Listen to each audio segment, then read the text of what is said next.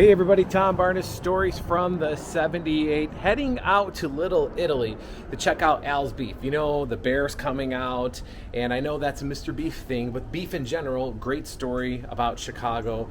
I have my friend Chris who will tell me all about his family business. It's been around for over 80 years in Little Italy. It's branched out, but Al's Beef, talk to Chris now from this story from the 78. It's like nonstop here at Al's Beef. You know what? I thought I'd bring in somebody who knows a little something about it. Chris, you're the My owner. name's Chris. Yeah, Caselli. Caselli, owner, and you said you were born into this, which is, shy over 74 years ago. 74 years 1948. ago. Man, well, congratulations. That's a run. That's a hell of a run Well, for any place. the place is older than me. Right, but We're celebrating our 85th anniversary this year. that's fantastic.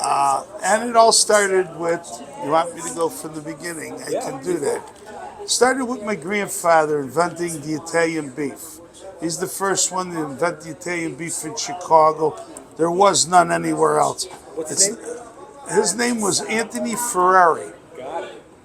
And he got invited. He used to be a street peddler. He sold sandwiches, not beef sandwiches, but lunch meat sandwiches. He used to go to construction sites all around the city, mostly in this area. And because in them days, people couldn't afford to go to restaurants. So my working class, anyway. So my grandfather used to go on construction sites, and like you do today, they have these modern day roach coaches, I call them. Okay? So that's what he did. Then one day he gets invited to I don't know if it was a birthday party or a wedding. It's one of them. But they used to call it, the wedding, I remember it was a wedding. It was called a peanut wedding. Yeah. Why peanut wedding? Well, the reason that they called it because everybody thinks peanuts are small. So they used to have these weddings in their homes because they couldn't afford to go to these halls that we have today. So there was 25 people, maybe 20 people in there. So as he goes to this wedding, he sees this piece of roast beef on the table. They're cutting it with a knife and serving it. So my grandfather's a sandwich guy. So he starts thinking. So he goes home, trial and error, keeps playing with it. Finally, he gets it down to where he likes it. And he has a slicer because that's what he did, So he started slicing it. He roasted the beef, trimmed everything off that is unedible, and he sliced it so thin that you can actually see through it. Cooked it well done. The reason for well done is so when it's introduced to the juice, it sucks it in, and it creates its own moisture where you can enjoy it better. And the certain product that we use is a top sirloin butt. And the reason we use that is because the muscle holds together, don't shred. So when we're cutting it so thin, it'll hold together. So before we do cut it, we try to trim everything off that we cut. What we might miss will be so minute that it'll melt into the hot juice, create a better broth. Right. Okay? That's where that flavor is. That's where well, it's not only that, it's a whole combination. Yes, absolutely. So, what he did was present this to the next party or wedding, whoever was having one, and he said, listen, what you're feeding 10, 15 people with, the cost, I can do 30. Same cost. So they hired him. And that's what he did. He wasn't a caterer, don't get me wrong. He used to do this, maybe once a month, once every 3 weeks. Somebody had a party and he would prepare it and sell it to them. Already sliced and everything. Well, years go by. My uncle Al, which was in them days in the gangster type of thing in the 30s and stuff. And what he did was get in trouble. He ended up doing some time in jail. When he got out of jail, all his friends were still gangsters. That's all he knew. So they wanted to open up a bookie joint. So my uncle says, I got a perfect front. Voila. Unbelievable. So He's Chicago the stories I've ever heard. well, right. So he opened this. His friends opened inside. He was outside. And what happened is, after a couple of years, he was always in trouble. He always owed money. He was the guy that probably owed the bookies. So my father bailed him out. They became partners. My mother is his brother, as his sister, I mean. And so they worked together. Then about my brother Terry, he's the oldest, he's 83. About 1956, he went to service, got out in 59, and decided he would work the business during the day for them. So that's what he started doing. I was still a kid. When I came home, came home from school, we used to do our homework in the store and cut peppers, or we used to cut the hot jardinier with a knife and a scissor. Family affair. We don't do that anymore. It was called bathtub jardinier. Yeah. Things are a little different back then. Well, right.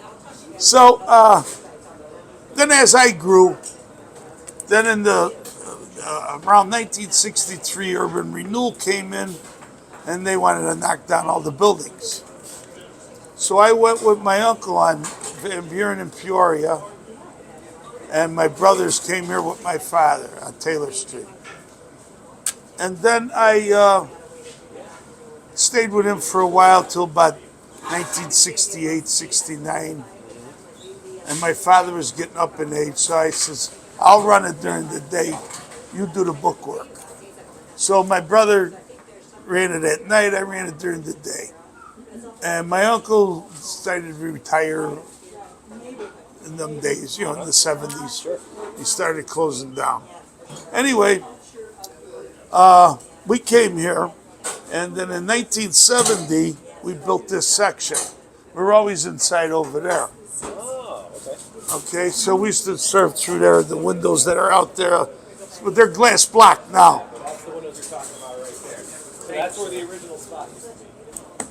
We appreciate the hospitality too. You're welcome. That beef was so good. Tell him. That beef was so good. Say it again? Sounds like I'm just saying this, but I'm not. That beef was so good. There's some spices in there, like maybe cardamom. There was something in there that was really kind of different than other beefs I've had in Chicago. And a lot of people say that Al's is their favorite place. I live near Johnny's. I go to Johnny's now and again too. This remains my favorite. Yeah, you ate it in a record time. Too, Yeah, I about did. I really 3 slammed minutes. it in Yeah. there. Well, thank you for that. Yeah. Appreciate it. Well, they used to serve when we came here, it was a hot dog stand. Okay. It was called Nate's. There's on that wall of that building over there, you can still see something saying Nate's Drive-In. So when we came here, we never knew about hot dogs. I mean, we knew about them. We didn't serve them. Yeah. So he taught us his way of the hot dogs. And that's how we learned to do hot dogs. And that was back in '63. And in Chicago, most of the hot dogs that are made south of Madison, we'll say, I'm just saying that, were made the way we do. Gene and Jude's, Jimmy's, mustard, onions, relish, sport peppers, French fries on top, roll it up, and away you go. Now, I kid around. I say, well, the guys on the north side had to put pickles and tomatoes because they didn't know how to make French fries. But they do. I'm just kidding. Oh, I love it. So that's the way we did it. The north side people, they liked it different, so they did what they do. They sell their fries, but separate. Sure. Anyway, so I started running it back in '68 or '69. It's one of them years. And I took over for my father, and I've been running it ever since. And it's, I mean, you drive by here, any given time, there's a line. At lunchtime, there's definitely a line. Right. And it doesn't hurt that you got that Italian And then we ice have the place. Italian ice, Mario's, what they call it. I know him as Skippy, that's his nickname. But it's got to be a lot of fun having this. Oh yeah, well we know each other real good. Yeah. You know, we're friends. What's your favorite way to eat Italian beef? Well, I like it wet with a lot of with giardiniera on it, and I like a piece of sausage on the side that I can. Some guys put it in the sandwich. You know, it's called a combo. Sure. And that's how I like. I'm a hot eater. See, but our giardiniera is not made to scare you off. It's made to enhance. Absolutely. Okay. That's the whole point, Right. You're not supposed to burn the guy or the woman, whatever it may be. So how many days are you guys open during the week? 6 days a week at this location. All the franchises are open 7 days a week. They're open a little later than that. I close at 11 p.m. Sure. Open at 9 a.m. How much longer do you think you want to be doing this for? As long as I could. I enjoy it. Well, you're a Chicago institution, running it the way you have, keeping it very Chicago. So I speak for many Chicagoans who love Chicago and these kind of stories, that you're keeping it that way and holding true to the tradition that's where it started from, and honoring your family. That's a wonderful Well, thank story. you. Absolutely. And for people who want to learn more about it, you guys have a website you want people to go to? Just to There's a L's Beef website, you know. Fantastic. Just we're still trying to clear it up a lot, but there's some you can still see a lot of it Absolutely. there. Chris, thank you very much for taking You're the time welcome. to chat with me. Aye. I mean, how about that? That's a great story. Thank you again. TomMartyChicago@gmail.com or stories78.com. Come down Taylor Street.